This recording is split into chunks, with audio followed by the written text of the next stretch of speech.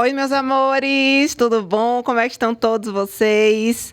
Hoje estamos aqui com um convidado super especial para o nosso LBcast, nosso neuropsicólogo, Dr. Braulino Peixoto. Muito Um bom. prazer, uma honra lhe ter aqui, meu querido, que eu te adoro. Claro, Lu, um prazer estar aqui, podendo contribuir com esse canal. Está começando um bebezinho, mas tenho certeza que vai crescer muito e quero fazer bastantes votos de prosperidade já, desde já, na verdade. Gratidão. Será um sucesso, um estouro, né? Porque a gente está trazendo muita gente bacana, né, para poder compartilhar muito conhecimento, assim, baseado em evidência científica, né, em evidências também em experiências, né, clínicas que a gente tem de pessoas muito bacanas, muito legais, né? E você é um deles, não podia estar de Bom, fora. fico feliz em participar desse card especial. E vamos começar com a pergunta mais interessante da noite, para quem não sabe ainda. Braulino, qual é a função e a diferença de um neuropsicólogo, né, de um psicólogo normal? Ah, perfeito. A psicologia, para mim, sempre é uma coisa muito especial. Eu não abandono a psicologia, mas a neuropsicologia, ao mesmo tempo, também ela traz algumas diferenciações pela inspiração, principalmente na neurociência, que traz algo, por assim dizer, mais concreto em relação à subjetividade humana. Então, se eu pudesse falar assim de uma forma didática, eu diria que a psicologia trabalha muito bem a subjetividade. A neuropsicologia é um pouco mais analítica, ela volta-se um pouco mais para a matemática. E poderia até te dizer que é possível, com a neuropsicologia, transformar a subjetividade em números.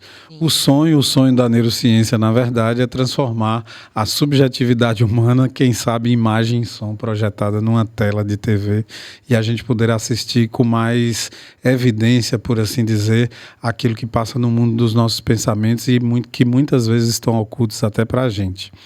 Mas, fechando um pouco mais esse raciocínio e tentando ser o máximo didático aqui, a neuropsicologia ela é voltada para o estudo do comportamento a partir dos fenômenos que acontecem dentro do cérebro. Eu gosto especificamente de focar o meu estudo no comportamento da atividade elétrica cerebral. O nosso cérebro, pois é, queridos ouvintes, ele funciona com energia elétrica, igual da luz, igual do celular que está em sua casa, quem sabe na sua mão agora, nos assistindo. E essa atividade elétrica cerebral, Lu, ela é muito especial porque ela esconde e guarda códigos secretos muito interessantes, porque eles trazem uma medida que nos identifica enquanto pessoa, a partir do que a gente pensa, a partir do que isso deflagra de emoção e a partir do que o pensamento e a emoção acabam influenciando os nossos comportamentos. Então eu costumo dizer que todo o processo metabólico do corpo, desde algo que você ingere, como comer uma maçã, os nutrientes que ali estão contidos caem na corrente sanguínea para gerar uma explosão elétrica cerebral, e a partir disso a gente tem regulação hormonal, a gente tem regulação de outros processos metabólicos, e tudo isso é construído ao que se dá a impressão para que a última instância, a mais sutil de todas, possa existir, que é a produção de atividade elétrica cerebral. Ela é sutil, ela é rápida como a velocidade da luz, não se pode ver, mas quando ela está agindo, a gente sente de uma forma muito impactante. Então, a atividade elétrica cerebral é isso, é uma coisa, ao mesmo tempo, muito objetiva, é muito subjetiva, é abstrata, mas ela pode ser medida, né? E a neurociência traz essa tecnologia, onde a neuropsicologia vai buscar resultados, e a gente consegue hoje entregar demandas de bem-estar para o paciente através de equipamentos e de leitura desse comportamento elétrico de uma forma mais objetiva, mais rápida, e acho que esse é um jeito especial de falar da neuropsicologia. Então, a psicologia tradicional seria estudo de comportamentos, de emoções, bem subjetivo. Sim. E a neuropsicologia juntaria, né, no caso, a neurociência junto com as emoções, as atividades cerebrais. Então, a gente Exatamente. juntaria a atividade cerebral junto com a emoção. Sim, sim. É um Falando a jeito grosso bacana. modo, para todo É um mundo jeito entender. bacana da gente, Né? E as ser reações, didático. os comportamentos, a absorção, a maneira que você interpreta a vida, tudo isso é estudado pela neuropsicologia. Sim, através dos fenômenos que são neurofisiológicos, né? Eu entendo como se a neuropsicologia tivesse entre a neurologia e a psicologia, fosse um Exato. caminho ali intermediário. Sim, sim. Né? É uma e boa... como é que vocês conseguem no consultório fazer essa mensuração, né, Perfeito. dessas ondas, dessa frequência? Porque eu acho que cada paciente ele tem uma frequência diferente de reação ali cerebral, né, de atividade cerebral. Como é que vocês fazem essa Tudo medição? começa a partir de baterias de testagem que são analógicas, mas elas têm assim, uma importância e um processo científico validado também muito grande.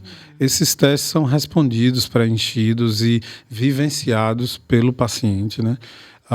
E a partir desses resultados você também consegue entender como está o escopo dele em relação à apresentação da memória, da atenção, do foco, como as emoções estão impactando nesse sentido em relação às funções cerebrais. Um exemplo bem clássico em relação a isso é a contribuição dessas baterias de testagem, que são todas validadas cientificamente em todos os países no mundo hoje. Ela consegue, por exemplo, nos apresentar a diferença na cognição, ou seja, nas funções cerebrais, a partir de, por exemplo, uma neurocirurgia, né? Então, para que o indivíduo vá submeter a uma neurocirurgia que é invasiva, na necessidade, por exemplo, de uma retirada de uma tumoração, por exemplo, o ato de retirar uma parte do cérebro pode trazer o benefício, obviamente, de eliminar a doença, mas pode impactar também em algumas funções, porque a gente ainda não domina completamente 100% cada área do cérebro e as suas funções à extrema, por assim dizer. E essas testagens, elas conseguem mensurar e avaliar o nível, se houve prejuízo e o nível que ele acontece. Durante meu estudo, assim, na faculdade de medicina, eu me questionava muito, né, com os meus professores de neurologia, como era que eles entendiam esse funcionamento de tantas emaranhados ali. Eu olhava assim para o cérebro e falava, mas como é que faz uma neurocirurgia? Eu já entrei em algumas neurocirurgias quando eu era residente de cirurgia geral, e eu não conseguia entender exatamente como é que eles olhavam para aquilo ali. Sim. E tirando uma parte do cérebro, como você falou, né? Você sempre vai se livrar de um problema, de um tumor que vai expandir, que vai invadir, mas o paciente sempre fica com muita sequela. E fica com muita alteração do sistema emocional, do sistema límbico também. Sim. Isso traz uma evidência também bastante interessante, porque o cérebro funciona de forma holográfica. Vamos tentar explicar isso de uma forma didática novamente. Se você pega um filme antigo de fotografia, aquele rolozinho da Kodak, por exemplo, e corta um pedaço e você revela, você vai revelar tão simplesmente a parte que ficou. O que é um holograma? É quando todas as partes, uma mínima parte, ela consegue representar e projetar o todo. O cérebro, ao que se parece, funciona assim nas suas grandes, na grande maioria dos seus comportamentos. Então, cada parte do cérebro, ele tem uma função que hoje a neurociência já sabe, mas ele também interage de uma forma muito, muito grandiosa com tantas outras áreas, né? Então, por exemplo, se a gente for parar para pensar, onde fica localizado a memória no cérebro? A gente sabe que tem áreas que são extremamente importantes e se destacam nesse sentido, mas a gente sabe também que a memória é um processo holográfico, ela é construída em diversos lugares no cérebro. E isso aumenta muito o risco, né, quando você pensa em procedimentos invasivos relacionados ao cérebro. Para completar esse processo, chega o estudo, né, mais complexo agora do comportamento da atividade elétrica cerebral, que é a parte que mais me encanta, você já sabe muito bem disso. Ao longo de muitos anos, a neurociência ela foi focada em descobrir situações que estavam muito voltadas para as questões palpáveis, alterações anatômicas e por aí vai, daí a expansão gigante em relação à investigação e à qualidade dos aparelhos de tomografia, ressonância, SPECT, que dão uma resolutividade espacial, ou seja, consegue avaliar com muita precisão as questões que são físicas, são palpáveis. Mas, ao mesmo tempo, a gente pode falar também... né? Isso, a gente pode falar também dos exames que avaliam de forma o funcionamento do cérebro. E aí a gente precisa falar principalmente do comportamento da atividade elétrica cerebral. E aí você não pode mais falar de resolução espacial, a gente tem que falar de resolução temporal. E aí, ao longo de muitos anos, né, há várias décadas, a ciência, a medicina principalmente, traz essa revelação de como captar a atividade elétrica cerebral sem precisar abrir a cabeça, sem anestésico, sem dor, né? E esse aparelho ficou conhecido mundialmente como a captação eletroencefalográfica, e ele foi evoluindo ao longo do tempo. Então, hoje a gente consegue fazer uma captação eletroencefalográfica, ou seja, os registros do comportamento elétrico, globalmente, da frente da cabeça até o fundo, e quando se faz isso, você consegue ter, naquele espaço de tempo em que você estava gravando, todo o comportamento cerebral. A partir disso, começou-se a perceber que existe morfologia, né, que é o desenho dessa onda, e a frequência dela, a potência dela, esconde um código. Quando você junta esses dados, você começa a perceber comportamentos padrões. Então, hoje a gente diz que já existem marcadores biológicos, por exemplo, para o comportamento depressivo no cérebro. E ele não é uma alteração na estrutura física, ele é uma alteração funcional, uma alteração no comportamento da atividade elétrica. E qual seria esse exame especificamente que você mais realiza assim, dentro do consultório? Hoje a gente não chama modernamente de uma captação eletroencefalográfica tão simplesmente, porque não é só isso mais. Mas ele começa a partir de uma amostragem do comportamento elétrico durante um período, um tempo, 5, 10 minutos, 1 hora que seja, e a partir daquele processo a gente começa a transformar aqueles dados através de inteligência artificial em imagens. Então hoje nós podemos falar em imageamento cerebral, nós podemos falar em tomografia elétrica funcional, que é uma apresentação na tela de imagens que mostram como aquela atividade elétrica, como uma frequência, uma onda cerebral está se comportando ao longo do cérebro e em cada parte. E aí, nessa altura, é importante falar, Lu, que todas as frequências elétricas elas estão presentes em todas as áreas do cérebro. Sim. O que a gente precisa entender é que várias áreas, cada área precisa ter uma predominância. Então, quando a gente pensa no pré-frontal, que é a região que nos diferencia dos primatas, dos macacos, por exemplo, eu gosto muito de dizer que daqui para trás os macacos são todos iguais a gente. Nossa grande diferença está na região pré-frontal. E essa região ela trabalha com velocidades muito altas, que nós chamamos de frequência beta. É uma frequência que funciona de uma maneira mais rápida e por isso ela consegue fazer com que nós, seres humanos, sejamos mais intelectualizados, e ali é exatamente a demonstração do comportamento racional. Então a gente percebe... toda a racionalidade humana ela está localizada nessa região frontal. Exatamente. Eu sei, assim, um pouquinho que as pessoas não sabem, né? Mas eu já realizei alguns exames com você, porque eu tinha muita curiosidade de saber como é que funcionava, como é que eu poderia, né, ter benefícios. E eu fui fazer alguns diagnósticos também. Então, por exemplo, como é que o paciente ele pode se beneficiar? A paciente, ela passa por um trauma, né? E ela fica ali depositada, algumas emoções, alguma carga, né? Falando a grosso modo, você vai explicar melhor nessa questão neuropsicológica, mas a paciente, ela fica numa concentração, ela muda a frequência e a concentração do cérebro, então fica alterado. Sim. E aí, quando vocês fazem a intervenção, vocês conseguem reorganizar esse processo para poder fazer o tratamento dela, né? Fazendo essa reorganização através de estímulos cerebrais. Não seria isso, mais ou menos? Exato, perfeito. Falando especificamente de trauma, ele sempre deixa um registro que nós gostamos de chamar de assinatura elétrica. Sim. Ou seja, hoje em dia é possível rastrear a assinatura elétrica do trauma. No período que aconteceu também ou não? Não, até depois.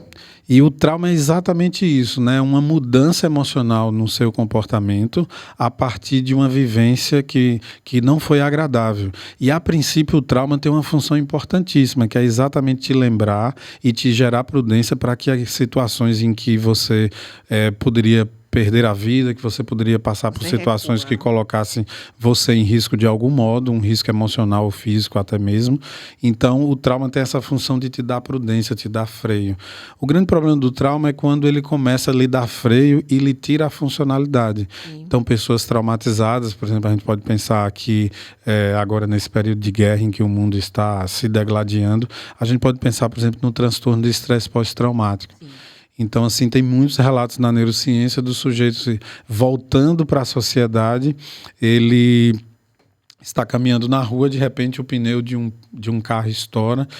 O simbólico do processo traumático e daquela assinatura já representa para ele que foi uma bomba que estourou, então ele já reage fortemente como se estivesse no campo de guerra. A memória fica ali guardada, impregnada no cérebro. Isso. E a terapia que vocês fazem, né, clinicamente, nessas alterações todas, você consegue dissolver um pouco esses traumas. Então seria Sim. justamente para ajudar o paciente a retirar esse trauma, Isso. não completamente. Vocês conseguem fazer essa retirada completa? Completa. E eu gostei do termo que você usou, dissolver, porque geralmente o trauma é uma assinatura elétrica que se apresenta em um pico, né? Um pico elétrico que fica se repetindo por diversas vezes. E o termo técnico é neuromodulação, mas a gente pode falar que a neuromodulação nada mais é do que calibrar o cérebro. Você percebe que aquele pico ele não deveria existir. Quer ver uma coisa muito comum no processo do trauma, que está ligado também ao comportamento de um estresse exagerado e patológico, é a presença de ondas beta na região occipital, que é uma região responsável... E não era para ter essa onda. Não era. É uma região responsável para o processamento cerebral e que determina a velocidade dele. Lá é a origem da predominância do ritmo alfa, que determina o nosso equilíbrio, que determina a nossa ponderação. Então, se você tem uma onda muito veloz ali, você está em estado de alerta o tempo inteiro, como se uma coisa ruim fosse acontecer a qualquer momento. Tem um livro muito interessante, Luana, que diz que por que as zebras não têm úlcera. Sim. Muito interessante. E eu vou contar um pouco da história desse livro, bem rapidamente, onde a zebra vai todos os dias na savana buscar água, ela precisa fazer aquilo por uma questão de sobrevivência, e sempre à espreita está lá o leão tentando atacar. E ele, de fato, vem com tudo, porque ela representa o almoço dele, por assim dizer. Então, quando ela corre e ela consegue se safar daquela cena, ela simplesmente balança o pelo e a vida continua. Então, não tem um registro traumático no outro dia dela ficar com medo de beber água, pensando nesse processo. Nós, seres humanos, pela nossa racionalidade, se fôssemos a zebra, a gente entraria em processo traumático, talvez a gente morresse de fome, mas de sede, mas não iria lá de novo viver a experiência, né? Tem gente que não tem, né, muito raciocínio, não guarda muita emoção. Sim. E são as pessoas que vivem melhores, às vezes elas são mais leves. E aí eu gosto, né? Muito fácil. Eu gosto no workshop, gosto nessa coisa de apresentar a neuropsicologia, a neuromodulação integrativa, falar um pouco dessa coisa, né? Porque os alunos começam, mas por que a zebra não tem úlcera? Na verdade, todas as vezes que estamos em processo de estresse, a gente tem o poder, e é possível acontecer, o disparo de descargas elétricas cerebrais, por exemplo, liberando o suco gástrico em momentos em que você simplesmente não ingeriu nada. Com o poder de digestão dele, ele começa a corroer, por exemplo, as paredes do próprio estômago. E por isso que a gente chama de neuropsicologia integrativa. Sim. Né? Eu amo esse termo de integrar tudo, porque nós somos seres humanos muito complexos. Isso. Então, no meu consultório, eu também faço, né, toda essa análise de uma tricologia integrativa. Tudo está ligado a tudo. Então, Perfeito. A gente não consegue dissociar o paciente. Só cérebro, só estômago, só emoção, só cabelo, só pele, só unha. Não existe. Então, essas descargas cerebrais, elas têm impacto também no couro cabeludo. Sim. E ao longo do tempo, a gente sabe o quanto isso é prejudicial. Muito prejudicial. Ele tem impacto no envelhecimento, na pele, na oxidação das células como um todo, né? E na úlcera também, porque é uma descarga, né, emocional, aumento de um cortisol, você desregula todo o seu eixo, né, hormonal, metabólico, e você começa a corroer seu próprio corpo, né? E dessa mesma forma também acontecem com as doenças autoimunes. Perfeito. E aí você começa a corroer seu tecido, né, seus folículos capilares. Você começa a entrar num processo, por exemplo, de uma alopécia frontal fibrosante, que é uma doença autoimune, né, que ela é desencadeada por processos traumáticos também. Então, Ficou tem uma até relação. pequeno a gente ficar pensando só em efeitos psicossomáticos, né? Falar um nome difícil aqui, mas vai ser fácil alcançar. A psicossomática ficou pequena, a neurociência, a medicina, a psicologia dá uma mergulhada um pouco maior. E aí a gente chega ao termo psiconeuroimunologia. Né? Que são os efeitos a partir do que você reprograma no seu cérebro, que pode ser negativo ou positivo. Também. Então, a psiconeuroimunologia pode, por exemplo, a partir do exercício da fé, daquela ideia resiliente, por exemplo, de superar um processo cancerígeno, a pessoa entrar realmente no fator da cura. E daí vem as E o inverso também é verdadeiro, né? E a medicina às vezes fica sem entender. Sim. Eu já vi, né, presenciei alguns quadros assim de curas pela espiritualidade. E os médicos todos céticos, eles não entendiam porque o paciente ficava curado. Como eu tenho já uma vivência espiritual bem aprofundada, eu amo essas coisas. Então, apesar da ciência, eu também misturo muito o emocional, o espiritual, né? O místico na minha vida. E com você, Lu, dá para ficar à vontade de dizer que a espiritualidade age pelos fatores psiconeuroimunológicos. Com certeza. Olha que bonito isso, né? É maravilhoso. Muito bonito. É um alcance de uma compreensão um pouco maior. E você já fez algum teste, assim, você já teve a curiosidade de fazer testes, né, dessa investigação, né, dessa modulação. Não, a modulação seria o tratamento, mas da investigação elétrica cerebral durante atividades espirituais, por exemplo? Ah, isso é maravilhoso, né? A gente tem uma experiência a partir de estados diferenciados de consciência. Esse processo começou por uma técnica que a psicologia adota há muitas décadas, que é a hipnoterapia. Então, um processo hipnótico para um estado diferenciado de consciência conduzido pelo terapeuta. A gente vê resultados muito interessantes, porque aí você não pensa só em uma lógica do comportamento eletrocerebral de uma onda específica, mas a gente começa a pensar na interação entre elas. E, por exemplo, na região parietal, quando você entra em estado diferenciado de consciência, isso os bancos de dados de pessoas saudáveis, por pesquisas, principalmente em países do primeiro mundo, mostra uma subida do pico teta, que é uma onda cerebral responsável, por exemplo, para o estado de sono, de sonhos, uma diminuição do alfa, e essa correlação abre como se fosse um portal onde o indivíduo começa a ter experiências, inclusive espirituais. E isso vocês conseguem comprovar no exame? Sim. O comportamento da atividade elétrica cerebral muda completamente, inclusive de forma gráfica. E vou te falar de um efeito ainda maior, que foi uma curiosidade minha. A gente pegou um N de 20 mães, né, que foram chegando para o processo do ambulatório e decidimos abrir uma fase a mais no exame de investigação.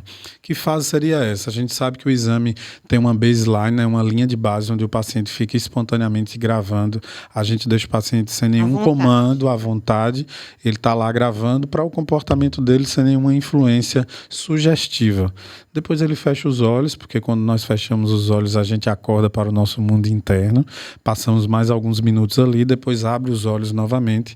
E aí eu não dou comando de fechar ou abrir os olhos, eu simplesmente peço que aquela mãe eleve os pensamentos dela pelo exercício de fé, pensando em um futuro glorioso para os seus próprios filhos. Então não existe, acho que emoção mais profunda e plena e genuína do que de uma mãe imaginando a sua cria, o seu filho, a sua preciosidade. Exatamente. Brilhando no futuro. Exatamente. Então seria um estado pleno ali de emoção, né? E aí, o que é que nós observamos, né? A grande maioria dessas mães tinham diagnóstico de depressão, e quando a gente sugeria isso, a gente começa a perceber uma diminuição da atividade prejudicial no sistema límbico e o nascimento da atividade que a própria neuromodulação realiza, como se fosse um soro elétrico, a neuromodulação insere. Mas quando você sugere isso dela, ela conseguia começar a se curar. Por autorregulação, não existia o exame, o aparelho estava tão simplesmente captando o comportamento dela. Sem fazer estímulo. Então foi um estímulo endógeno. Estava vindo de dentro para fora. É uma condição que o exercício materno prospera a dizer, né? Como é A que as fazer. pessoas dizem, né? E acham que a gente consegue separar a emoção do corpo. Não dá. Sim, não Então, tem como. tudo tem relação. Se você tem pensamentos maravilhosos, se você tem pensamentos felizes, se você se alimenta bem, isso tem uma relação direta no que você pensa, né, também, e na frequência com que você vibra. Se você frequenta alguma religião que lhe faça muito bem, né, que você vá lá espontaneamente, que você está naquele ambiente de vibração, né, superficial ali ou mais profunda, isso tem uma relação direta com todo o seu organismo. Sim. E a gente consegue comprovar isso no exame a nível cerebral. É muito interessante. Isso. Muito Esse interessante. termo começa a evoluir, Lu, a partir da ideia da neuronavegação. O que é que representa isso? É o monitoramento a partir de fenômenos. Então, você pode monitorar e entender o poder de entrega de uma abordagem psicológica, mas você também pode monitorar e entender as mudanças, por exemplo, a partir de uma abordagem, seja ela espiritual, seja psicológica, seja um exercício a partir de uma oração em que o indivíduo mergulhe verdadeiramente naquele processo. E por falar nisso, é muito interessante pensar nessa lógica. A lógica da verdadeira entrega e da verdadeira imersão que o sujeito faz. Porque assim, a gente já sabe que muitas pessoas simplesmente vão dormir e elas fazem uma oração programada, decorada, repetida, e não há poder de mergulho, de imersão verdadeiro. Não vem da um processo não automático. Vem de dentro. Isso. Vem ali automático. Exato. Pai nosso que estás no céu. Exato. Quando o processo é feito dessa maneira, o exame também revela que não há profundidade nenhuma naquele ato. Mas quando você se conecta com a espiritualidade maior, com o que você acredita, com os seus guias, seja no que você, né, pregue na sua vida, você tem realmente uma conexão diferente que lhe liberta. Sim. De vários traumas, que lhe Perfeito. adormece, que lhe Perfeito. relaxa para dormir. Porque o cérebro, ele começa a desconectar, a soltar substâncias que fazem a produção, né, do sono, como a melatonina, né? Aí a gente entra na parte hormonal. Sim. Por isso que neurotransmissores de integrativa. prazer, e aí a gente pode pensar em circuitos Exatamente. saudáveis dopaminérgicos, né? Já que a gente sabe que a bebida, as drogas, elas geram esse processo e por isso viciam, mas a gente sabe também que existem canais de despertar esses circuitos dopaminérgicos de forma extremamente saudável, tá? Então, assim, esse monitoramento e dá para inspirar muito no processo de Jung, né? Use todas as ferramentas, use todas as tecnologias, mas diante de uma alma humana, seja tão simplesmente uma outra alma humana. Então a gente pensa nessa tecnologia, mas sem abandonar esses contextos da subjetividade humana, do processo da escuta, que eles nunca vão perder o seu valor. E serão, para sempre, pelo menos na minha visão, insubstituível. Mas quando a gente pensa na criação humana, na tecnologia para o bem-estar do próprio humano e auxiliando pela existência dessas coisas que não são palpáveis, o respeito à espiritualidade e coisas assim, a gente começa também a pensar na lógica que é essa tecnologia que faz a gente pensar na ideia de que a ciência é possível sim tocar o dedo de Deus. Sim. Ou seja,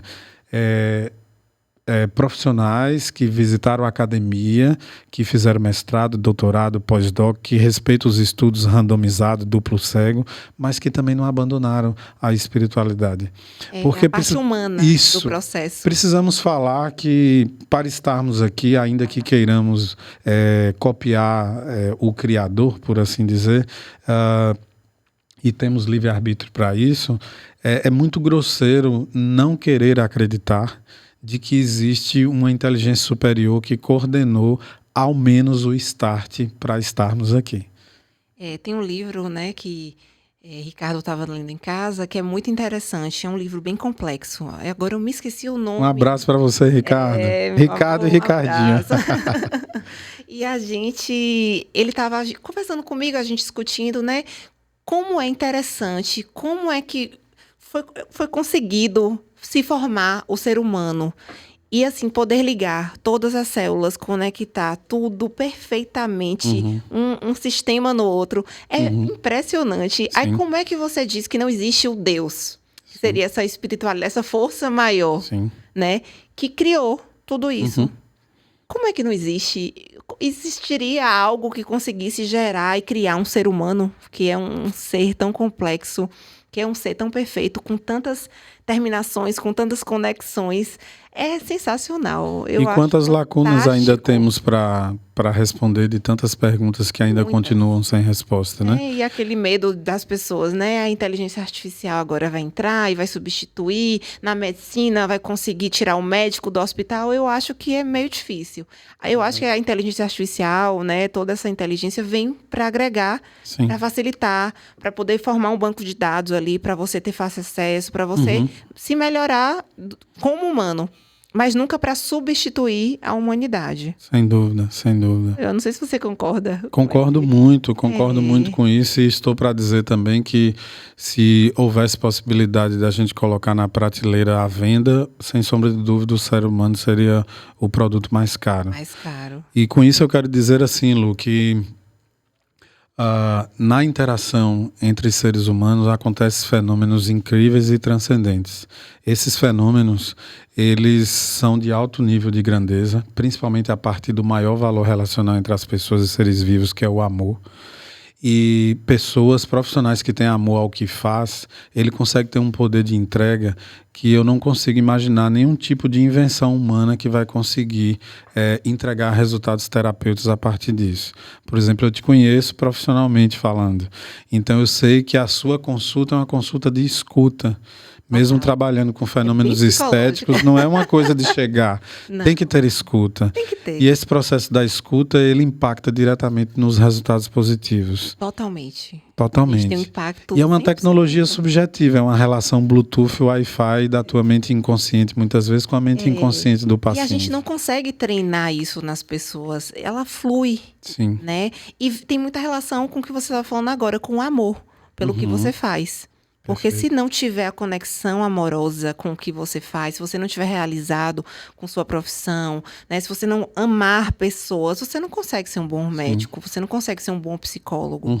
Você não vai fazer a diferença que a outra pessoa que tem aquele amor extremo, né, para atender as pessoas vai fazer. E aí precisamos falar de derivação desse amor, né? O amor mais genuíno possível, pensando na lógica de propósito. Né, que o propósito é a essência da terceira inteligência, que é a inteligência espiritual, que é a voltada para o propósito. Pessoas que se encontraram no seu propósito são pessoas que deflagram essa terceira dimensão da inteligência, que é a dimensão espiritual. Então, quando você está engajado no seu propósito, você descobriu o amor e o prazer por fazer aquilo, transformando vidas e pessoas. Sim, concordo. E, por que não dizer, transformando também e mobilizando com a sua contribuição o destino da humanidade.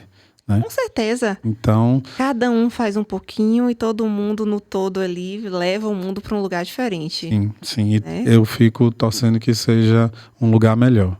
Pelo menos eu estou fazendo minha parte e sei que você está fazendo a sua para a gente alcançar isso. Que vão ter vários lugares. E assim, como sempre, uma parte da humanidade que se conecta nesse amor genuíno, nessa necessidade de mudança, de evolução para melhor, vai para um lugar.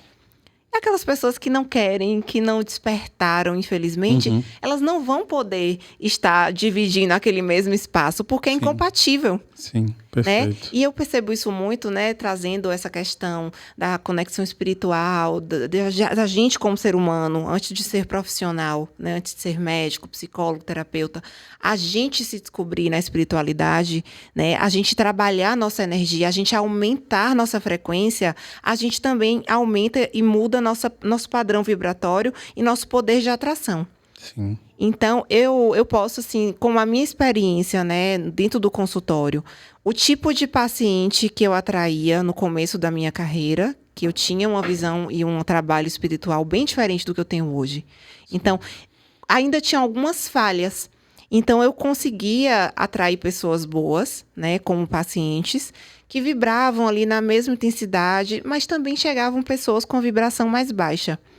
E hoje, né, que eu tenho o meu propósito bem formado, eu tenho toda essa questão minha espiritual muito bem evoluída, né, e muito bem trabalhada. Eu ainda tenho muito a melhorar e a trabalhar, mas é muito diferente de 10 anos atrás.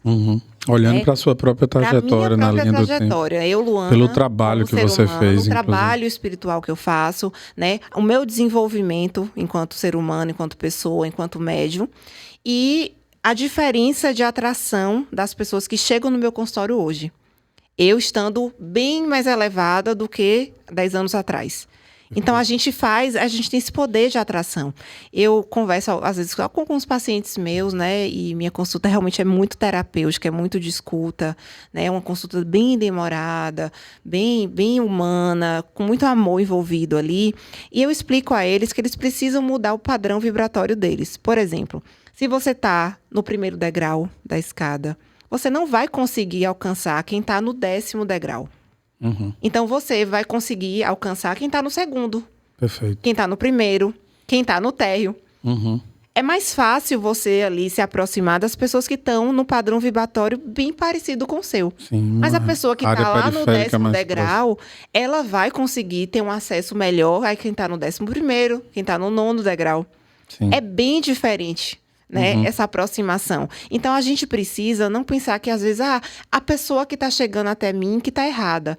Você tem que olhar para dentro de si, né, e dar uma analisada na sua frequência vibratória. Perfeito. Tá legal? O que é que eu posso fazer para melhorar? Por que que eu estou atraindo esse tipo de gente, né, para o meu consultório, para minha vida, para as minhas relações amorosas, familiares, de amizade? Por que que eu estou atraindo esse tipo de gente? E uma coisa tá no outro, interessantíssima, tá em mim. né, que é puxar a responsabilidade para si, porque aí você começa a ter poder de intervir verdadeiramente, né? A gente não consegue intervir no comportamento do outro. Mas se você entender que o erro está em você, na sua vibração, e você procurar se melhorar, você vai mudar toda a sua história. E aí consolida com uma frase que eu adoro falar, que é quando a gente diz em terapia que começamos a evoluir onde estamos e com o que temos. Sim. Porque também não adianta, você pode até conseguir alcançar pessoas ou momentos, estágios vibratórios saindo do primeiro degrau e conseguindo chegar ao 10º. A pergunta que fica é: quanto tempo você consegue se permanecer lá no estágio de manutenção? Porque, afinal de contas, evoluir é um estágio de sucesso. Sim. Mas o sucesso exige manutenção diária, né? Com certeza. Todas as vezes que subimos a montanha e alcançamos o pico, os ventos são mais velozes, mais fortes. Bem mais. Quanto estará preparado se você cai de paraquedas lá, sem realmente garantir a robustez, a base para você, de fato, garantir e manter aquele status, né? Eu acho que a gente não consegue chegar de paraquedas assim, a pessoa não consegue. Sim, Ela se mantém. precisa ir escalando, sabe? Ela precisa ir subindo degrau por degrau para ser mais consistente. Sim. E para ela conseguir permanecer ali. A ansiedade global do inconsciente coletivo da humanidade não permite hoje a gente ter muita paciência, né? Mas é um processo muito mais profundo do que a gente possa imaginar. O processo não está nem aí pra gente, a verdade é essa, não, né? Nem o processo, nem o tempo. Ele continua no mesmo ritmo. Exatamente. O processo e o tempo. Então você que respeita. É interessante porque a gente, às vezes, tem essa questão da ansiedade. O paciente, ele tem a questão da ansiedade, as pessoas, como um todo no mundo, né? Tem essa questão também da ansiedade no próprio centro espírita, dentro da terapia, dentro do consultório, nos tratamentos capilares, nos processos de cirurgias, plásticas, estéticas, nas mudanças. Elas não respeitam o processo, né? Elas querem pular as etapas ou cair de paraquedas. Sim. Ou pegar ali um atalhozinho e subir o elevador rapidinho. Mas não pode. Sim. Né? Dentro do centro, dentro da espiritualidade, dentro da energia, dentro da psicologia, da neuropsicologia também, existe o processo de evolução. Sim, sem dúvida. Né? Como você vai pegar um paciente no seu consultório, fazer a análise toda cerebral, ver que está tudo bagunçado e, de repente, você chacoalhar, volta para o lugar. Vai dar um erro, vai dar um problema. Você tem que fazer essa modulação num processo. Perfeito, né? perfeito. Tem que ter um tempo de reajuste. E a neuropsicologia traz uma contribuição relacionada a isso, porque os fenômenos neurofisiológicos que a gente não tem um domínio direto é, sem sombra de dúvida, a base. Ninguém pensa adequadamente se não tiver produção de atividade elétrica cerebral. Mais que isso, ninguém pensa adequadamente se não tiver o processo metabólico funcionando da forma que se espera. Basta faltar um mineral no corpo para a gente poder ter uma sensação alucinatória como se estivesse enlouquecendo. E é muito interessante. As pessoas, às vezes, elas não levam tão a sério essa questão da alimentação, dos hábitos de vida, né, das reposições. Eu faço a terapia toda de reposição venosa, intramuscular nos pacientes, porque se o meu paciente ele falta um ferro, ele vai ter uma alteração metabólica completa, ele vai ter uma queda de cabelo, mas ele vai ter prostração, vai ter uma dificuldade de oxigenação cerebral, tecidual, do tecido capilar. Ele vai ter um processo de fadiga, ele vai ter sonolência excessiva. Então, fazer essa modulação, essa reposição de vitaminas, minerais, aminoácidos é extremamente importante para o funcionamento cerebral, para o funcionamento das células capilares, das células do corpo inteiro. Sim, eu acho muito bonito isso no seu trabalho, porque tem uma expressão na psicologia que diz que a verdadeira beleza é ter saúde. Sim. Então não adianta você entrar em processos estéticos sem buscar a saúde como base, né? O bem-estar bem. Então, a partir dessa lógica, né, da forma integrativa como você traz, ela, a princípio e primeiramente como uma base, já traz essa lógica de você ter saúde para sustentar o que você quer de ganhos estéticos, né? Exato. Tanto no cabelo, quanto em face, quanto em corpo, né? Em músculo. Sim. Na mente. Na mente. Então, assim, a gente precisa estar com o eixo metabólico hormonal, né? De vitaminas, minerais, intestinal também, todo organizado. Perfeito. Se tiver bagunçado em algum aspecto, a gente vai ter um monte de consequência. Então, o paciente acha, às vezes, ele vai tratar só o cabelo. Não, a gente faz um tratamento integrativo e ele vai ter uma melhora de todo o sistema dele. Principalmente o sistema emocional, psicológico e cerebral também. Consequentemente, o cabelo dele vai melhorar. Eu costumo brincar, os pacientes dão risada. E aí, alguns querem me fazer de médica clínica ou médica do envelhecimento, anti-envelhecimento. Eu falo, gente, vocês estão aqui... Não, doutora, eu não tenho nada capilar, não. Mas, assim, eu gosto da maneira de você abordar, né? E estão lá e confiam. Porque sabem que a gente vai fazer exatamente tudo baseado nos exames. Sim. A gente não inventa da nossa cabeça, você precisa de tal substância. Precisa ter uma investigação detalhada, a gente precisa coletar todas as informações, porque a gente também não trata exame. A gente trata sintomas clínicos. Então, às vezes, o paciente ele tem uma queixa que não condiz ali com a alteração dele que a gente está vendo no laboratorial. E aí a gente vai ter que fazer uma investigação um pouco mais detalhada para poder resolver o problema dele. Então, eles precisam entender que o cabelo... E é muito engraçado essa parte. Eu falo, o cabelo seu bonito vai ser a consequência. Não vai ser minha função principal aqui. Perfeito. Eu preciso melhorar a sua vida. E é incrível como tudo isso está conectado, porque pacientes depressivos, por exemplo, uma das primeiras coisas que vai embora é o brilho capilar, né? O cabelo fica absolutamente opaco. Totalmente opaco. Porque o incrível corpo, isso. ele entende, assim, falando na questão da tricologia, o corpo, ele entende que você vive, né? Sem cabelo, você vive sem pele, você vive sem unha, você vive sem um monte de coisa. Mas você não vive sem o seu cérebro funcionar. Então, se você está com deficiência de vitaminas e minerais, ele vai jogar para os funcionamentos cerebrais. E aí, o cabelo ele não vai receber nada. Então, o cabelo começa a ficar sem aporte de nutrientes e vitaminas, começa a ficar com dificuldade de formação capilar, o cabelo que está ali, ele começa a ficar opaco, quebradiço, ele começa a entrar em queda. Sim. Que são os eflúvios. E os eflúvios têm relação direta com as deficiências metabólicas e com as alterações emocionais. Perfeito. Com os picos de produção de cortisol, com as baixas também de produção de serotonina. Tudo isso é dosado na minha consulta. Tudo é dosado. super interessante porque aí dá para a gente pensar que, por exemplo, tem uma frase que eu gosto muito de abordar para as minhas pacientes, principalmente mulheres, para ir comendo pelas beiradas, né? Falando como num formato de metáfora aqui. E aí, antes de dizer, olha, você está deprimida, eu começo, o seu cabelo está triste. O que é que está acontecendo? Há quanto tempo o seu cabelo vem ficando triste? Ah, tem uns 3 anos. E o que aconteceu há 3 anos atrás em sua vida? Então você começa a mergulhar no processo emocional do paciente com todo cuidado, delicadeza. E isso é um processo, psicologicamente falando, cirúrgico, porque você não vai diretamente, você vai permitindo que a mente inconsciente dele abra espaço para que, de fato, você, pedindo licença, possa entrar e tirar o processo daquela escuridão ou tirar o paciente do fundo do poço, por assim dizer. E precisa ter essa sutileza, essa delicadeza, porque, infelizmente, a gente vê muito profissional, né, abordando o paciente de uma maneira muito abrupta, muito agressiva. E aí, ao invés de você melhorar no consultório a paciente, ela vai sair dali mais traumatizada. Sim. Então, precisa também ter muita delicadeza, muita tranquilidade para fazer essa abordagem, para pedir licença ao corpo, Sim, né? Para sim. poder ser tratado por você. Eu acho isso fantástico. Sim. Eu aprendi isso com Dona Ana, inclusive. A Dona Ana é Dona uma Ana é um ser de especial. luz extremo, não canso de me dizer, assim, de falar dela. Sim. E é muito interessante, eu aprendi isso com ela no primeiro filho meu, em Luca, né? Quando ela pegava o bebezinho no colo, o netinho, ela pedia licença a ele, ela conversava com ele, Luca, licença, a vovó vai tirar sua fraldinha, vovó vai colocar você na água. Quem ensinou isso a ela? Essa experiência e essa sabedoria que ela tem, Sim. né? A espiritualidade, ela já nasceu com isso. Sim. Nunca foi ensinado na época dos nossos pais, não tinha tanto estudo de neuropsicologia, de abordagem, como é que a gente deveria fazer.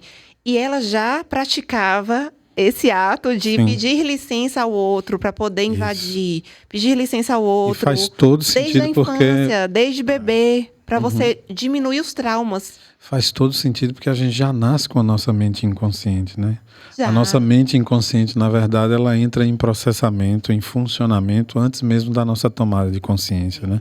Um bebê passa a sua grande parte ali dos primeiros dias de vida, dos primeiros meses, talvez até um ano, o primeiro ano inteiro, tão simplesmente mergulhado na sua mente inconsciente.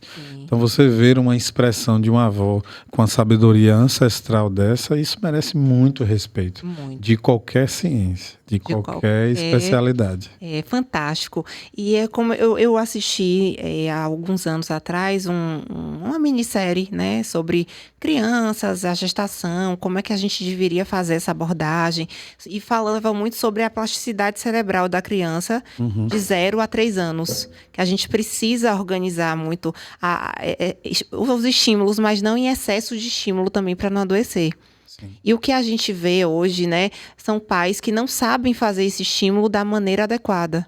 Desde da época do nascimento até os 3 anos de idade, que é a maior fase que o bebê faz, né, toda a captação de emoções, de cores, de situações, de tudo ali para poder ele aprender. Então, a plasticidade cerebral de uma criança do 0 aos 3 anos é enorme. Né? Ou a gente vê também que está acontecendo muito hoje em dia a hiperestimulação. E aí a gente começa a ter crianças pequenas doentes. Acho que você deve receber muito no consultório. Sim, e aí eu quero chamar a atenção para a nossa audiência a respeito de uma pesquisa que começou essa curiosidade a partir da França, em Paris especificamente. Começou a ter uma mortandade de pombos nas praças, né? Quem já visitou a França, já visitou Paris, sabe que Conheço. É uma cidade que tem uma população de pombos enorme, assim, gigante. Talvez só perca para praga, né? Mas enfim, começou a ter uma mortandade de pombos e aí o governo francês se assustou com aquilo, investigação para lá, para cá, coleta de sangue dos pombos para saber se era vírus, se era uma doença, se era uma gripe aviária, vamos pensar assim. E nada, nenhum resultado. Eis que um mendigo que estava ali pela praça falou: se vocês me permitem, esses pombos começaram a morrer quando instalou aquela antena ali. Era a primeira antena 4G. E aí começou a curiosidade a respeito da poluição eletromagnética dessa maneira. Né? Então hoje a gente sabe que a nossa calota craniana, por exemplo, para ela ganhar a maior largura possível, né? A parte mais espessa, são 25 anos para isso acontecer.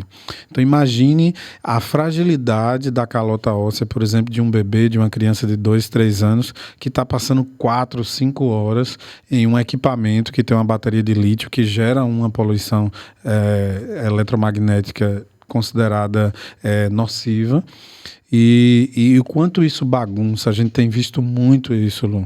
Então, o excesso de tela não é tão simplesmente pelo processo da luminosidade só que de se destaca, que gera estímulo, mas que aumenta pela cortisol. poluição. Exato, e essa poluição eletromagnética ela tem um poder de desconfigurar o comportamento natural da atividade elétrica cerebral, inclusive impactando na neuroplasticidade.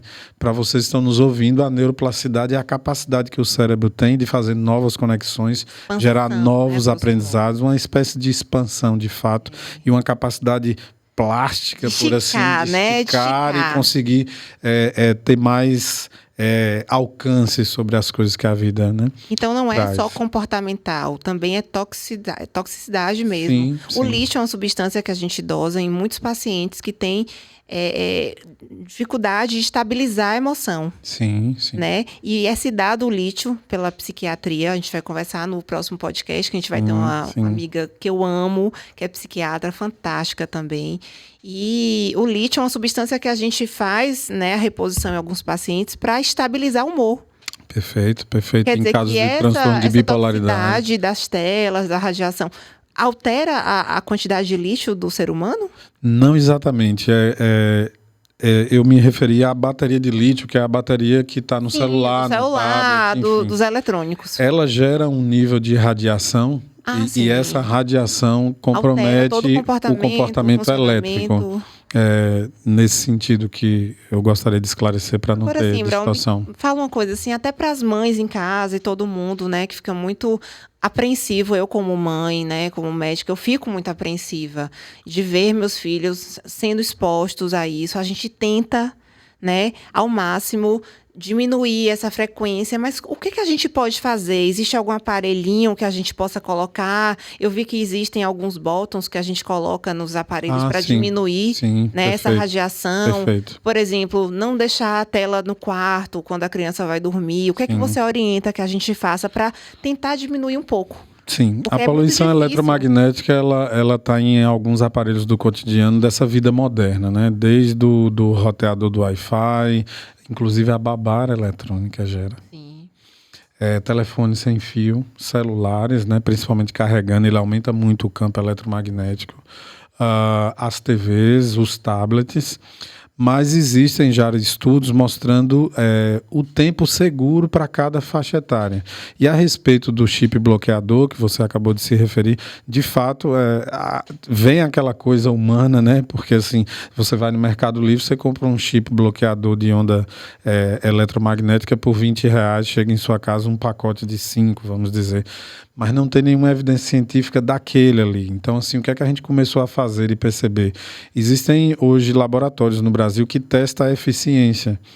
E assim, tem algumas marcas que de fato tem um nível de diminuição desse campo e gera um processo de neuroproteção de fato. Tem efeito, alguns sim. Aparelhos, né? Inclusive tem chips bloqueadores para ambientes, para casa, para um quarto, para uma sala, né? Que é bem interessante também essa lógica.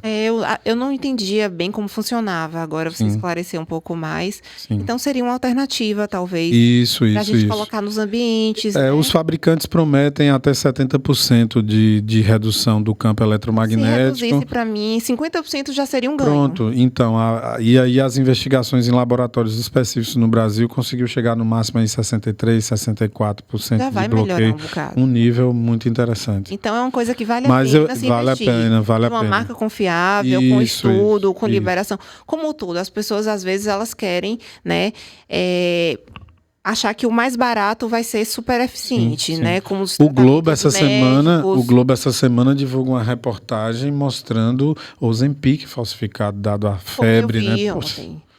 A caneta todas diferentes, gente. Então a gente precisa também chamar a atenção para essas questões que faz parte do humano também, né? Esses processos perversos atrás de benefícios imediatos, de prosperidade, e de quem vai atrás sem luta, do mais sem barato esforço, também. Né? Infelizmente, para você ter uma tecnologia ali agregada, né? É o valor que aquilo lhe traz, né? Qual o benefício que você vai ter, né? Por exemplo, a gente vai ter agora... a gente, na clínica, né? A gente virou referência de cabelo, né? Aqui na Bahia. E vai chegar uma novidade enorme, que maravilhosa, de células exossomais. E eu vou ser a primeira médica do Nordeste a trazer. Perfeito. Essas células exossomais, elas são células que mimetizam células tronco capilares. E é um estudo que a gente não que a gente vai parar de transplantar, né? Mas vai se diminuir muito no futuro, porque a gente vai conseguir, né, ativar as células troncas capilares para poder formar tecido capilar novo. Perfeito. em áreas que não tinham mais tecidos. Então, a gente tem um valor agregado naquilo. É um estudo que vem sendo feito no mundo, que vem de fora, que a gente importa. Então, a pessoa tem que entender que aquilo ali tem todo um estudo, todo um valor agregado. Sim. Uma ciência, né, uma comprovação, né, comprovações científicas. Credibilidade, confiabilidade. A gente tem testes, a gente tem estudos ali comprovando, né, que dá certo. E o paciente quer achar que um tratamento com um especialista, às vezes não vale a pena, ou então ele vai e passa de vários salões de beleza, em terapias capilares, que nem são terapias capilares de verdade, achando que ele vai ter resultado. Sim. Isso acontece no mercado do Ozempic, isso acontece no mercado de das tecnologias, de uma forma geral. Na neuropsicologia. Sim. Como é que você, como profissional, estuda, investe muito na sua profissão, no seu conhecimento, vai ter um valor agregado ali na sua consulta, no seu tratamento, porque você vai gerar resultado. Né? Então, o paciente tem que entender que para a gente entregar um serviço de excelência para ele, existe todo o investimento por trás disso. Perfeito. E, infelizmente, né, a gente precisa repassar esse valor agregado, ele vem também acompanhado no tratamento e na consulta. Sem dúvida. Então, você tem que desconfiar. Quando você vê uma canetinha de Ozempic, né, custando R$50, enquanto a outra está custando 1.200, alguma coisa estranha. Sim, sem dúvida. No mínimo, sem você dúvida. tem que se atentar a olhar ali, olhar na internet, como é a caneta original, falar, nossa, como é que esse contrabando existe aí? Não tem condição. Isso se explica por um movimento psicológico, né, Lu? Que é a medida do sujeito na ansiedade ficar sempre voltado para o benefício imediato, né? O paciente ansioso, ele se torna vulnerável. Vítima de muitas coisas, inclusive pela própria ansiedade dela. De falsificações e achar que está tomando Ozempic e usando uma caneta Bic. Mas eu achei isso um absurdo. Eu olhei e eu falei, meu Deus do céu. E é grosseira a diferença. Mas para um paciente que nunca viu a caneta de verdade, ele vai, às vezes, comprar ali na ignorância. Né? A ignorância, eu falo, não no sentido ruim da palavra, mas a ignorância em falta de informação. Ele nunca viu a caneta original, então ele não conhece. E aí ele não desconfia. Imagine como isso aumenta também em relação às tecnologias, né? Porque o alcance de compreensão começa a ficar cada vez mais complexo, né? Quando você fala de equipamento, de aparelhos e por aí vai. Fica cada vez mais complexo. A gente precisa ter muito cuidado, porque no mínimo o paciente tem que desconfiar. Sim. Tá muito diferente do padrão ali, então tem alguma coisa errada. Eu não gostaria, Lu, de citar aqui um dado importantíssimo para fechar esse raciocínio sobre neuroplasticidade, desenvolvimento infantil, que a gente hoje tem uma pesquisa que acompanha ao longo de muitos anos o processo de desenvolvimento do QI, né? Que é o coeficiente de inteligência, e pela primeira vez o QI das gerações que estão chegando, dos filhos, por exemplo, está menor do que o dos pais. Eu vi. Isso está muito associado. Sobre isso, eu dei uma lida também. Eu fiquei muito triste. Associado a esse processo do mundo moderno, porque se você parar para pensar, as telas, de uma forma geral, independente da poluição eletromagnética, ela gera um processo de passividade muito grande na criança, né? Ela entra numa imersão e fica ali recebendo uma coisa muito pronta, sem viver a experiência de fato, como eram brincadeiras e o processo lúdico de desenvolvimento há uma década atrás, por exemplo. E é muito triste porque a gente espera que a cada nova geração seja mais inteligente, né? Seja um pouco mais evoluída do que a passada. E está acontecendo Era assim até então. Até então. E isso determina claramente a evolução da humanidade, né? Então, o que se esperar, né, do futuro e dessas crianças que serão os adultos aí nas próximas décadas. É muito preocupante. E isso também eu converso na consulta, interessante, porque não tem nada... não tem a ver, né, com cabelos nas minhas consultas, mas a gente sempre entra nessa questão. Eu converso com os pacientes assim, como é que a gente quer, né, uma sociedade saudável se ela foi criada por pais doentes, emocionalmente doentes? Então, é uma criançada assim, que cresce com pais com muitos problemas, com pais que estão ali emocionalmente precisando de ajuda e que não procuram ajuda. Ainda se vê muita resistência e muito preconceito dos próprios pacientes, né? Principalmente dos pacientes mais velhos, das mães das minhas pacientes. Elas não querem ir para o psiquiatra, Psiquiatra, médico de louco, eu não aceito. As idosas, elas falam muito isso. Sim. E a gente vem tentando Tem quebrar esse estigma isso, com os psicólogos né? também, Os né? Ainda bem que tem psicólogos evoluído também. muito nesse E eu sentido. encaminho porque eu identifico muitas questões psicológicas na minha consulta, principalmente na consulta capilar. A de face não tanto, né? Porque aquele nível de paciente que chega para mim, ele já é bem esclarecido, ele quer um processo mais seguro, ele quer uma médica que tenha um respaldo, né? Que saiba tratar uma complicação. Então, eu não tenho aquele paciente imediatista, né? Que vai para clínicas em shopping, por exemplo, que entra lá, não conhece nem o profissional, faz um botox. Não, meu paciente, ele estuda, ele vem para mim mais preparado. E os meus pacientes capilares, eu identifico muitas questões psicológicas e eu sempre encaminho o paciente para o psicólogo, eu sempre encaminho o paciente, às vezes, para o neuropsicólogo, né? Porque são coisas diferentes a serem tratadas. Sim. Explica um pouquinho para a gente, assim, a diferença. A psicologia, eu acho que faz mais a parte de terapia comportamental, de sentar, de bater a conversa. Sim. E quais são os casos, assim, que eu, como médica, por exemplo, no meu consultório, eu posso já direcionar o paciente para neuropsicologia? Sim, a neuropsicologia ela traz uma abordagem voltada para o processo de reabilitação. Isso é bastante interessante. Então a gente pode falar de reabilitação cognitiva, emocional, e estamos falando de quadros depressão, TDAH. Você deve receber muitas, né, clientes hiperativas que muitas vezes estão sem diagnóstico e vendo o processo da vida desmoronar para lá e para cá e tentando buscar resultados através de ganhos estéticos.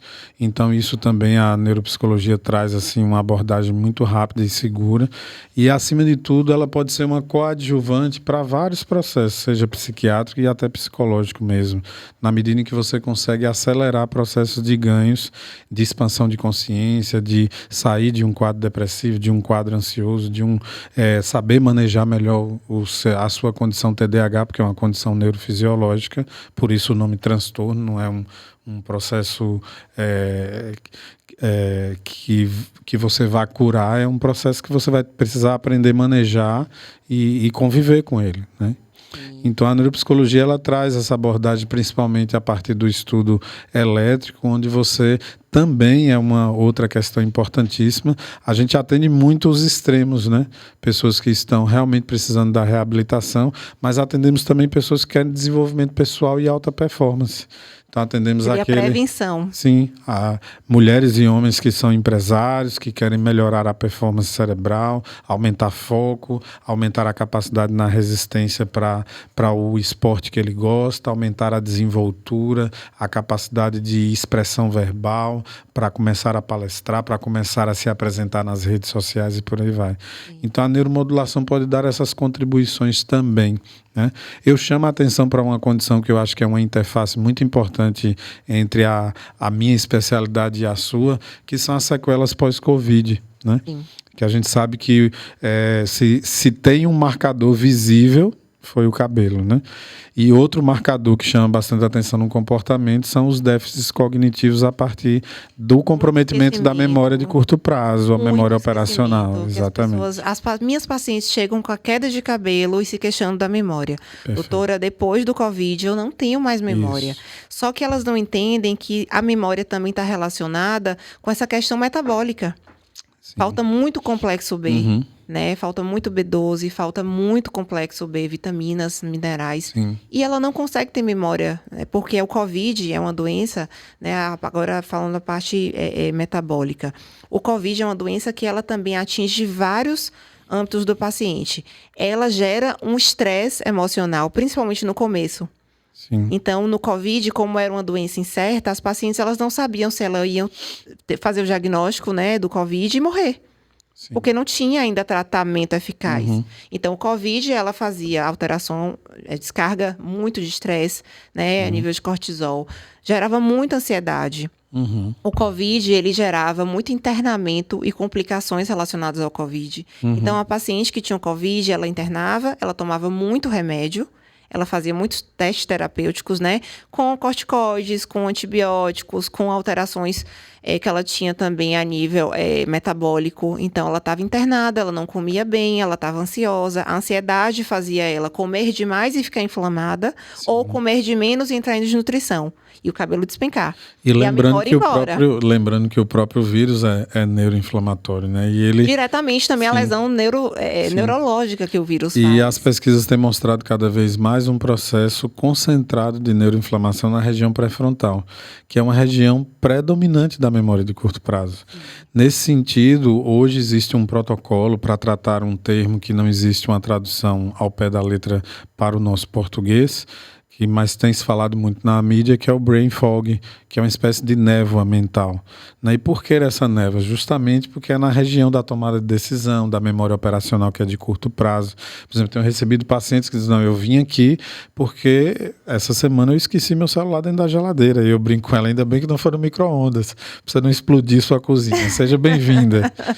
Mas, brincadeiras à parte, a gente entende que esse processo de neuroinflamação ele começa nos nervos olfativo e gustativo, por isso que na fase aguda a pessoa tende a perder, né? Algumas pessoas perderam, não é? E demora um tempo longo para recuperar. Isso. E você subindo um pouco mais na área pré-frontal, porque os nervos olfativos e gustativos eles estão na base da região pré-frontal, você tem exatamente uma área importantíssima para o processamento da memória de curto prazo, que é essa memória operacional.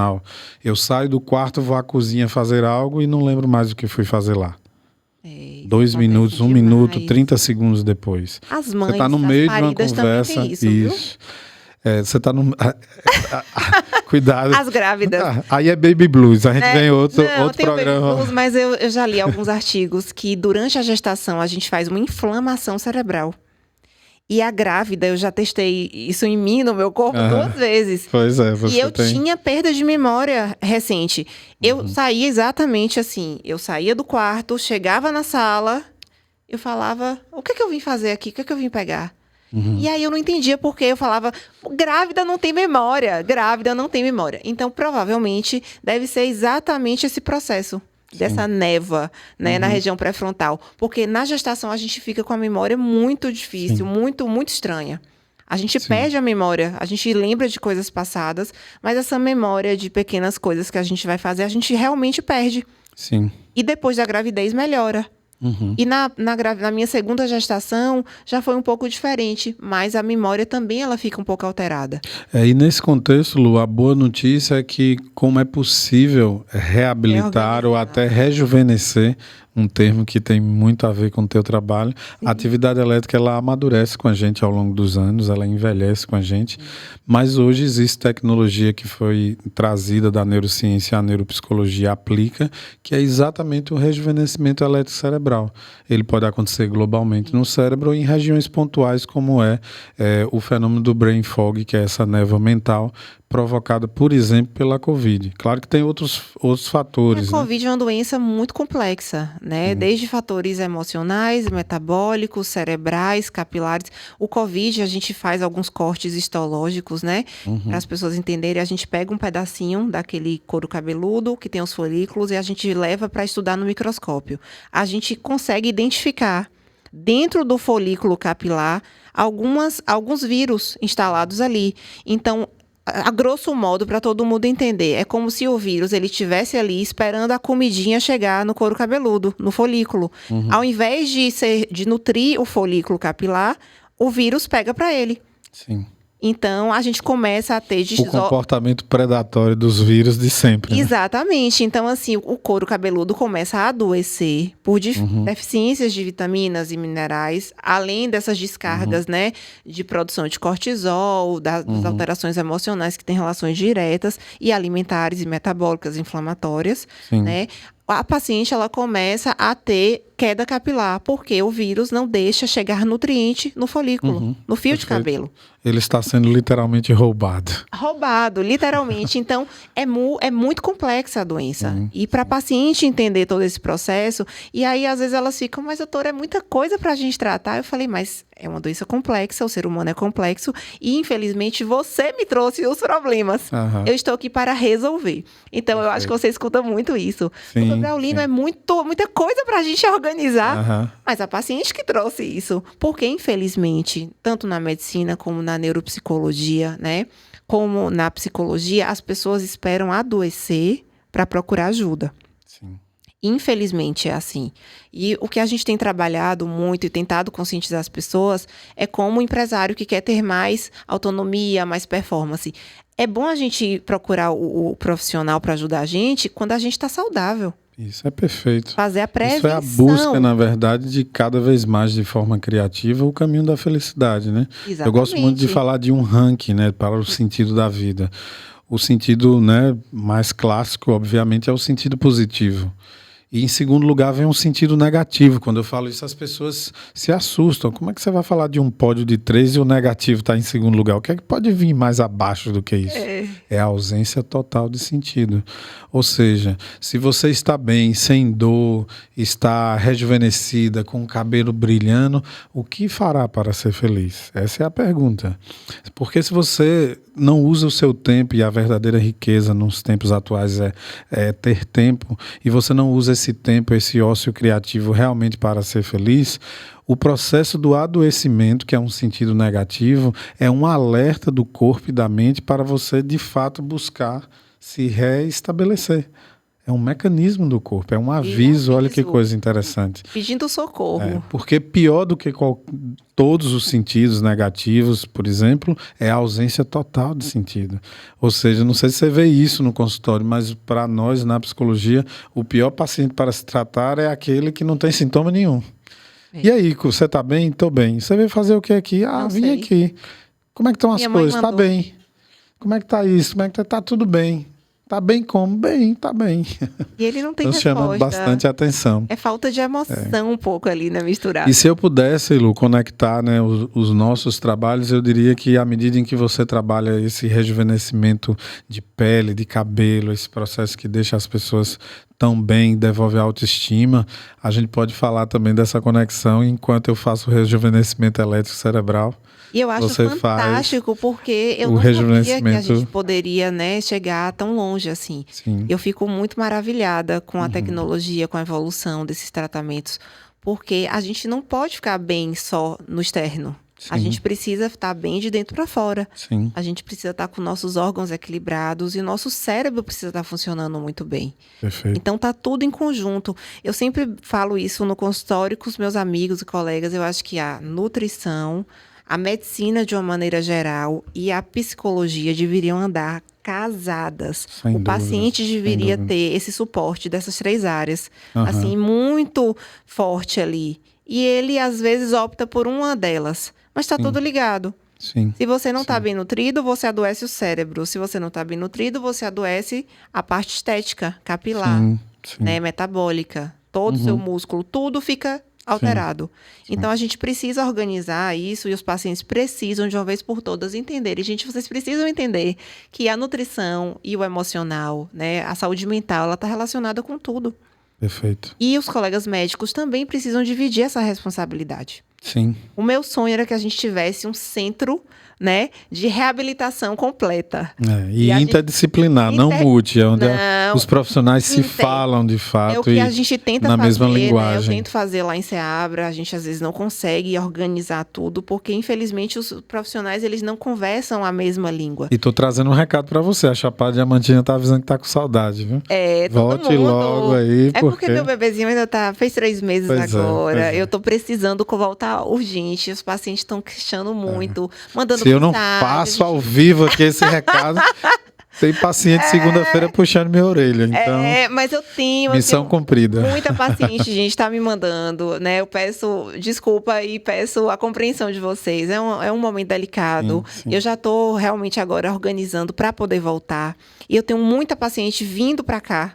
Porque eu tô demorando, elas não têm urgência, né? E tá chegando no final do ano e tudo mais. Mas, assim, e vale muito a pena, Lu, a gente abrir aqui um precedente para discutir essa questão. Primeiro te elogiando como essa representação feminina, Porque a gente sabe que ao longo desses últimos anos, a mulher, ela consegue conquistar de fato e mostrar para que veio, conquistar espaços, conquistar processos de liderança.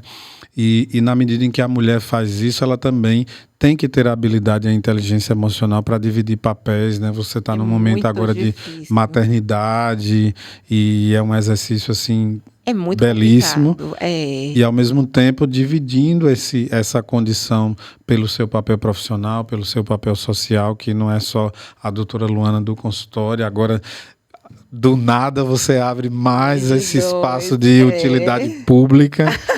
Parabéns por isso, não poderia deixar de falar. Eu estava conversando com minha arquiteta, né, essa semana, e ela me falando, Lu, eu acho que você é viciada em fazer obras, e obras na vida, e você gosta de ter trabalho para poder você resolver. Eu falei, é o senso de realização. Aí eu parei para pensar, assim, eu falei, eu acho que você tem razão. Ela, qual é a próxima obra que você vai inventar?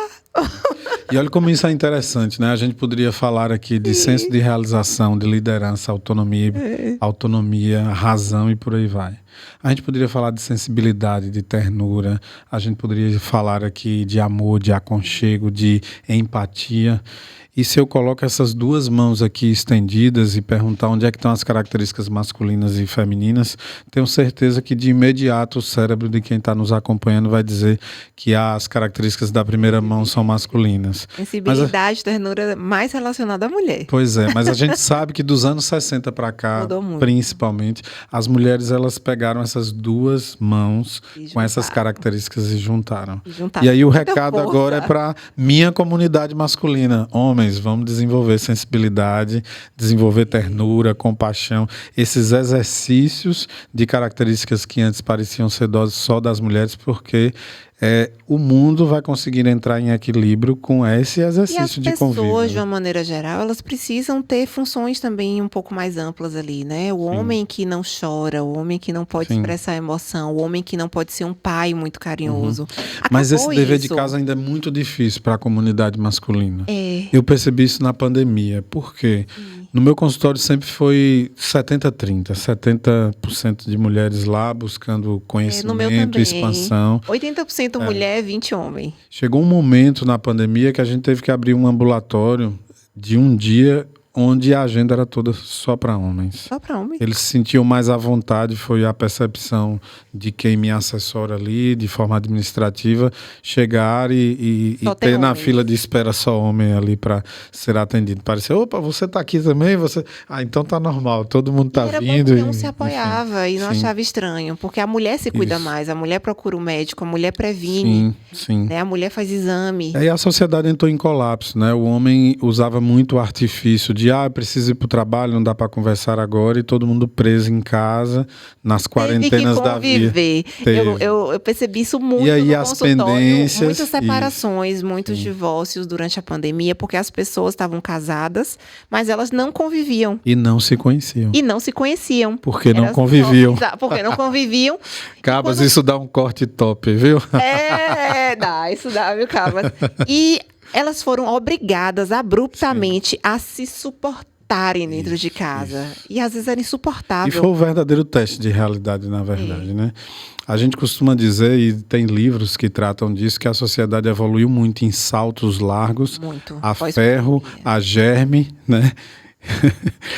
Foi uma expansão de consciência, né? Foi uma mudança de tudo, de tecnologia, de abordagem, uma mudança até no Conselho Federal de Medicina, que era enrijecido. Isso, teve que se rever. Teve que se vamos falar agora de coisas positivas do divisor de águas da pandemia, né? Mas muita gente evoluiu, né? Então a gente precisou realmente abrir o olho para poder evoluir rapidamente, para poder achar alternativas de resolução de problemas ali, porque o ser humano ele funciona muito sob pressão. Ele precisa achar as alternativas quando ele está ali na lata, né? Sofrendo calor e ele vai explodir. Então, ele acha uma alternativa. E a sociedade deu saltos largos, né? Como diz a expressão, sempre, historicamente, a ferro, a fogo e a germes. Então, estou me referindo às grandes guerras, estou me referindo à Revolução Industrial e às pandemias. Né? E ninguém saiu ileso de uma pandemia dessa. Né? E nossa época que a gente está vivendo, né? A gente viveu pandemia, as consequências e guerras. É, Então a gente vai entrar na história, né? exatamente. E o emocional, como é que fica desse povo todo? Fica Né? abalado, Com não há tanto problema, dúvida. com Fica tanta abalado. mudança repentina. Quem não estava emocionalmente preparado ficou doente demais. Sim. Né? Em todos os Eu aspectos. gosto muito de uma expressão que diz que a gente só sofre muito e sofre muito quando não aceitamos a realidade como ela é. Isso. Né? Perder um ente querido, perceber que de fato uma relação acabou e a não aceitação, ela fatalmente, matematicamente vai gerar muito processo de sofrimento. Muito. Para E quem não aceita, né? quando se chega nessa hora que você se vê em uma rua sem saída, metaforicamente essa é a hora de buscar ajuda, de buscar psicoterapia, de buscar profissionais que possam te resgatar desse fundo do poço. Mas é maravilhoso isso. Sim, Né? sim. E as mulheres, eu quero mesmo assim ver mais homens procurando ajuda, né? Mais homens prevenindo a calvície, por exemplo. O homem, ele acha o seguinte: vou deixar, né? Ficar todo careca e depois eu resolvo. Sim. E às vezes, quando você tá todo careca, você não consegue mais ter uma resolução. Isso impacta também nas questões de valores, né? Antes os valores emocional também. Você antes não era pode assim, a chegar mulher pra tinha, adoecer. sei lá, eu quero avaliar, né? Isso é um achismo meu, tá?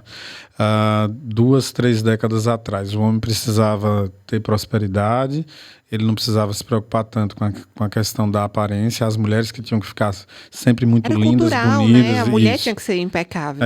Exatamente. Mas hoje a gente já sabe que esses valores estão mudando porque o homem vai se deparar com mulheres que, inclusive, vai ter mais prosperidade do que ele. Isso significa mais dinheiro na conta, mais capacidade de realização.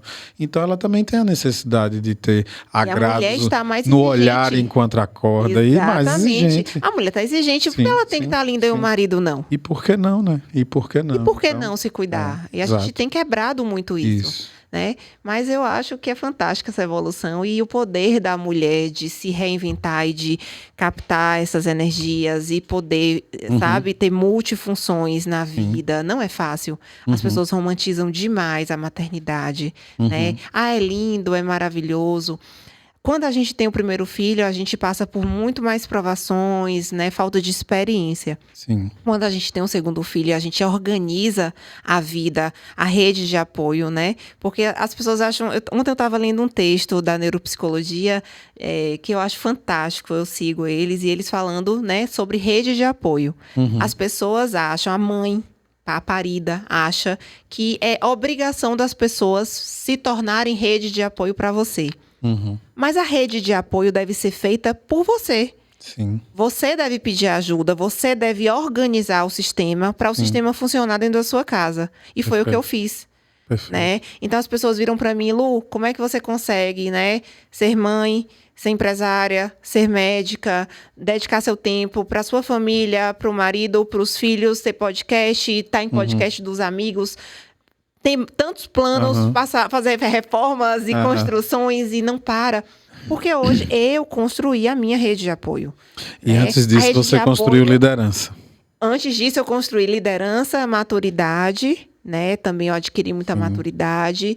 Eu descobri muito assim, quem é Luana, qual é o meu propósito, qual é que eu vou fazer para conseguir me manter no 10º degrau. E aí a gente volta para o termo que eu usei um pouquinho lá atrás, né? Que é o QS, que é o coeficiente de inteligência espiritual. Que faz todo sentido quando a gente vai arrumando isso. Todo sentido vai arrumando. Então, assim, um conselho que eu daria para as pessoas, né? Por onde começar? Comece pela espiritualidade. E o resto vai se organizando. É uma base muito interessante. Quando você começa pelo estético, você não consegue atingir tão rapidamente ou não consegue atingir o espiritual. Agora, quando você começa pelo processo espiritual, as outras vertentes todas se organizam. Que o estético seja um prêmio que você dá a você mesmo depois de cumprir as tarefas. Mas é muito interessante, Brau, porque quando você está bem, quando você é um ser humano de luz, você é esteticamente mais bonito. Sim.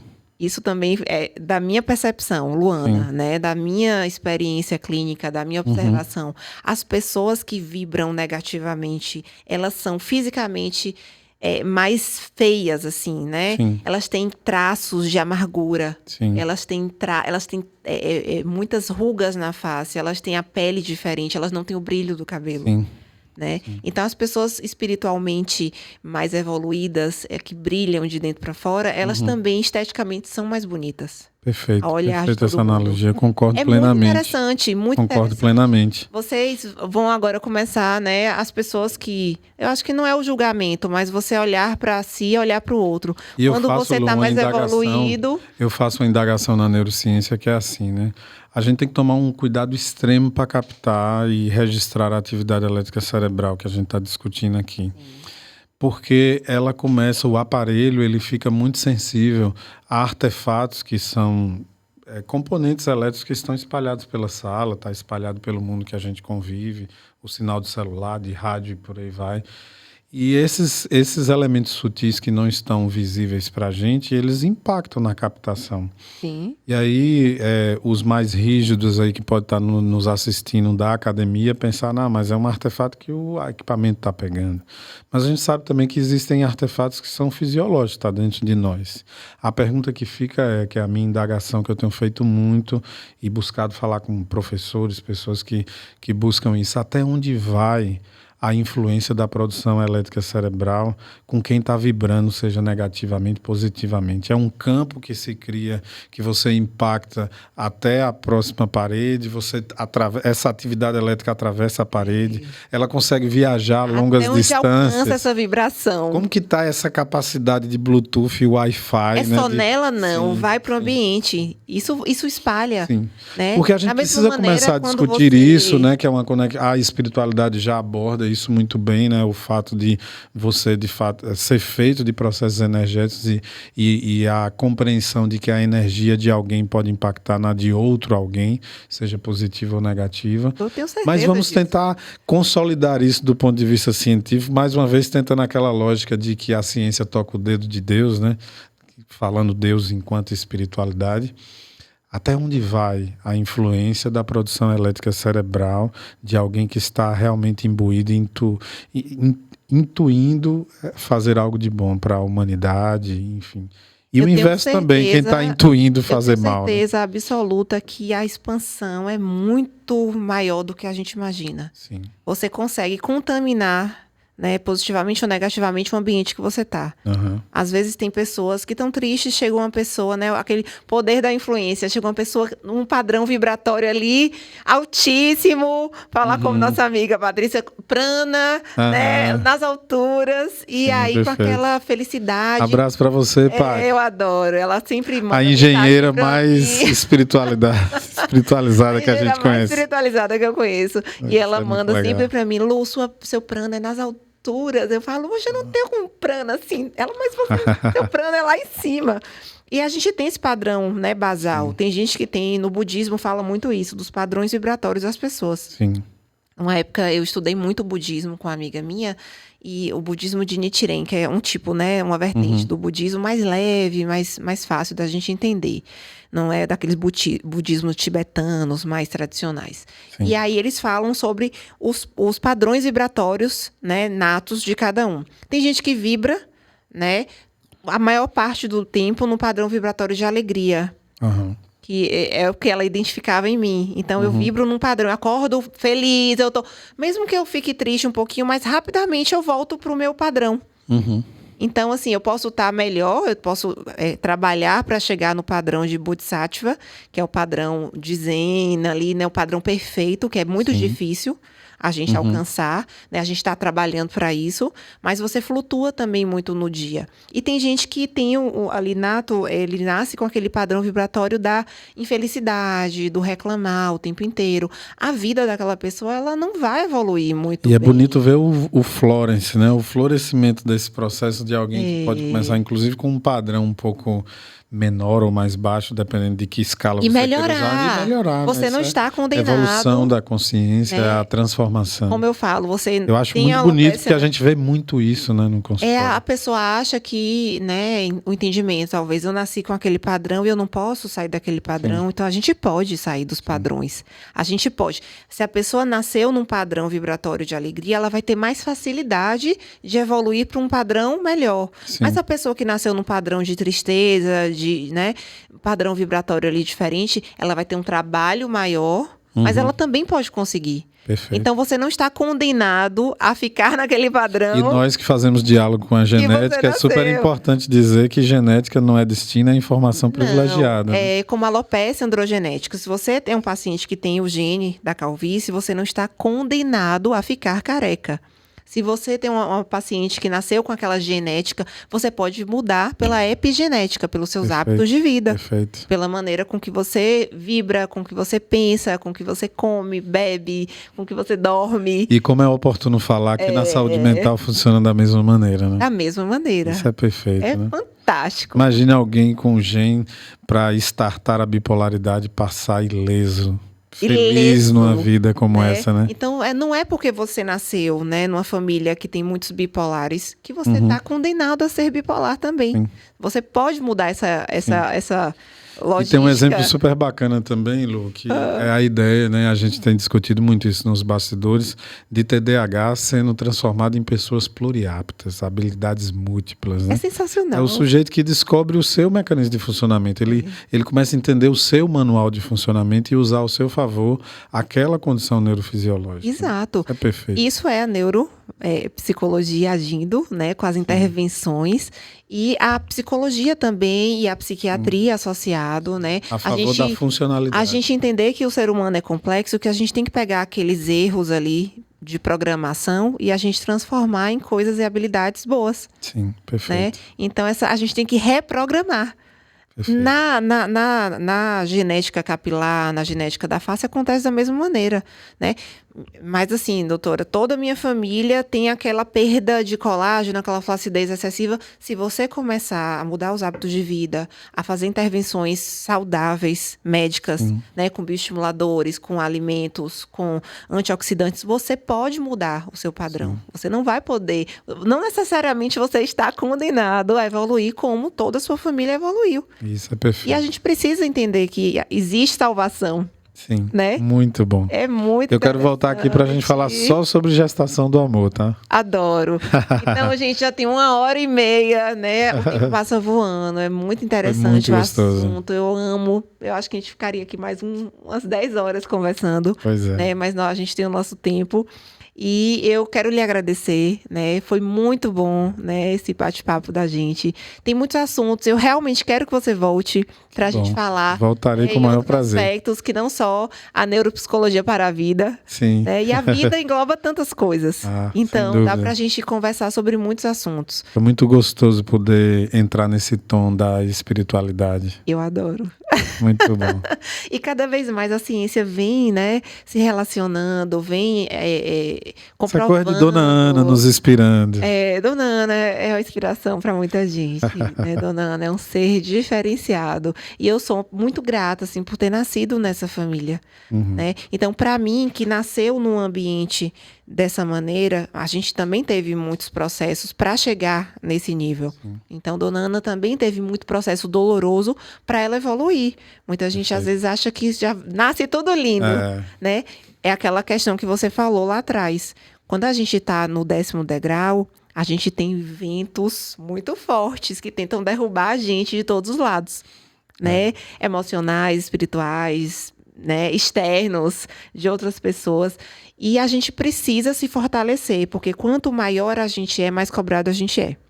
Né? Quanto mais alto a gente está na montanha ali, que a gente conseguiu escalar, a gente tem que se segurar para a gente não ser derrubado e cair. E é oportuno consolidar falando isso. Sucesso exige manutenção diária. Exige habitantes força. Do planeta Terra.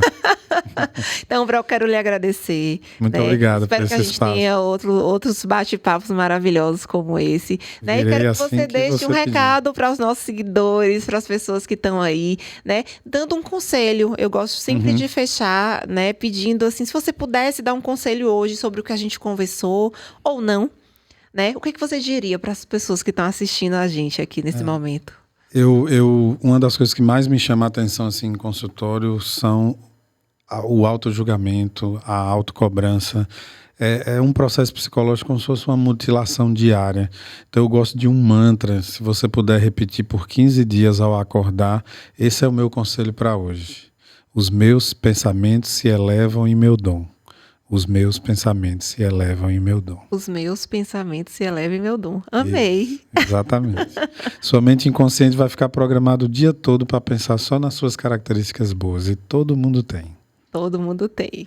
Gratidão, meu querido. Um abraço. Gente, estamos encerrando, né? Mais esse episódio maravilhoso. Eu quero pedir a todo mundo que se inscreva no canal. Deixe seu likezinho aqui, que é muito importante, né? Para o YouTube, para essas plataformas poderem entregar mais conteúdos de qualidade para as pessoas. Sigam nosso querido Braulino, também no Instagram dele. Tem muito conteúdo bacana, tem muito podcast maravilhoso para você aprender, né? São aulas e aulas que eu assisto Obrigado. de vez em quando. Eu Você, sei. né, dando assim gratuitamente, né, pra gente. Isso é muito, isso não tem preço que pague, né? E as pessoas estão perdendo às vezes tempo. E elas precisam entender que aqui a gente é uma ferramenta, né, de disseminar informação de muita qualidade. Utilidade pública utilidade total. pública. A gente tem essa obrigação, né? Enquanto profissional, a gente tem que disseminar conhecimento de qualidade, a gente tem que ajudar as pessoas a poderem evoluir de alguma maneira, mesmo que elas não estejam presencialmente do nosso lado, ali no nosso consultório. Então, eu estou muito feliz, né, em poder contribuir de alguma maneira. Espero que vocês fiquem felizes também, né? E eu quero todo mundo inscrito para o próximo episódio aqui. A gente está arrasando, viu? Muito bom. Um beijo grande, gente. Fiquem com Deus e até mais.